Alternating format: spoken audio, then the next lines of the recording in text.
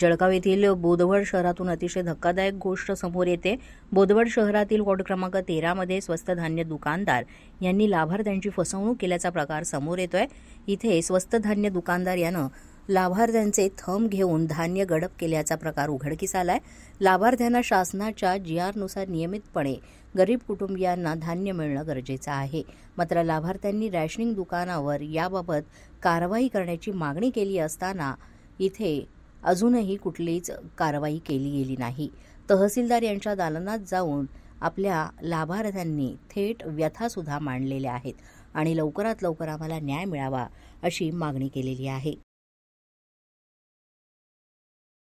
नमस्कार, मी ज्ञानेश्वर सपकाळे, तहसीलदार बोदवड। आता आपण हा जो मुद्दा उपस्थित केला, या मुद्द्याच्या अनुषंगाने आपल्याकडे आता जवळपास 30-40 लोक तक्रार घेऊन तहसील कार्यालयामध्ये आलेले होते। आपण त्यांना लगेच तात्काळ प्रतिसाद दिला आणि आमची पुरवठा विभागाची जी टीम आहे आणि मी स्वतः त्या दुकानावर गेलो। दुकानावर लोकांच्या रांगा लागलेल्या होत्या, लोक पिशव्या घेऊन बसलेले होते, परंतु दुकानदाराने दुकान उघडलेलं नव्हतं।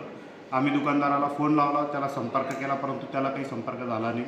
तर लोकांच्या अशा तक्रारी आहे की आम्हाला मागील 3 महिन्याचे धान्य भेटलेलं नाही आहे, दुकानदार दुकान वेळेवर उघडत नाही आणि घरोघरी जाऊन अंगठे घेऊन घेतो आणि आम्हाला धान्य त्याचं मिळत नाही, अशा पद्धतीच्या बहुसंख्य लोकांच्या तक्रारी आहेत। तर या अनुषंगाने आता आम्ही पूर्ण चौकशी करून घेतो आहे दुकानदाराची आणि ते सदरून दुकान रद्द करण्याचा प्रस्ताव आम्ही माननीय जिल्हाधिकारी महोदय यांना पाठवणार आहे आणि लोकांची गैरसोय होऊ नये म्हणून तात्पुरत्या स्वरूपामध्ये ते दुकान बाजूचे जे दुकानदार आहे जवळचे त्यांना जोडून लोकांना वेळेत धान्य मिळेल अशा पद्धतीचं आम्ही नियोजन करतो आहे।